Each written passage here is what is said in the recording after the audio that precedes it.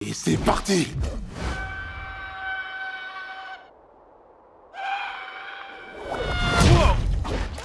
Non, non, non, non, non, non.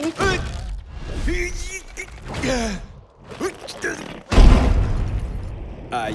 Bonjour à tous, on sort de la projection de Yeti et compagnie. Après Cigogne et compagnie, que j'avais personnellement beaucoup aimé, là j'avoue que j'en attendais beaucoup parce que de ce qu'on avait vu à Annecy, ça avait l'air très très drôle et je suis quand même assez déçu.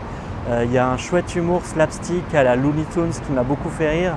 Mais au-delà de ça, je trouve que c'est pas très bien écrit, les personnages sont assez creux, c'est cousu de fil blanc, on devine la fin en 5 minutes, on devine les blagues avant qu'elles arrivent. Et au-delà du personnage principal qui est assez attachant, globalement, je trouve que c'est assez inintéressant. C'est pour les tout petits, c'est pas du tout aussi bien écrit que pouvait l'être Cigogne et compagnie. Donc un petit peu déçu sur ce coup-là.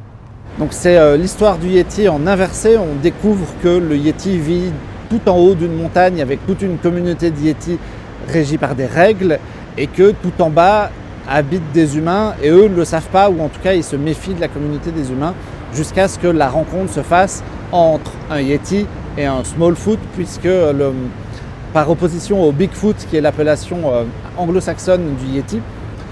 Et voilà, moi je suis un peu mitigé sur le film. Je trouve la première heure très réussie parce que c'est vraiment des gags à la Tex Avery et c'est vraiment du cartoon à la Looney Tunes.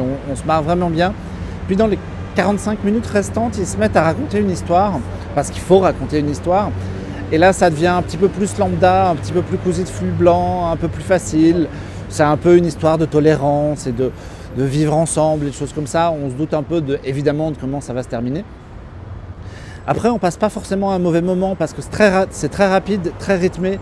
Il y a des chansons qui passent très bien. La réalisation est superbe, le visuel de la neige, le travail sur la lumière, sur les textures du Yeti, tout ça, ça fonctionne vraiment bien. C'est plutôt un film pour la jeunesse. Donc moi je suis un peu mitigé, mais je vous encouragerais très fort, si vous avez de jeunes enfants, à y aller, d'autant que ça sort un tout petit peu avant la masse de films de fin d'année. Donc emmenez-les et eux, ils passeront un très bon moment. Une minute. Qu'est-ce que... Alors, ça va? T'es bien réchauffé de tous les côtés?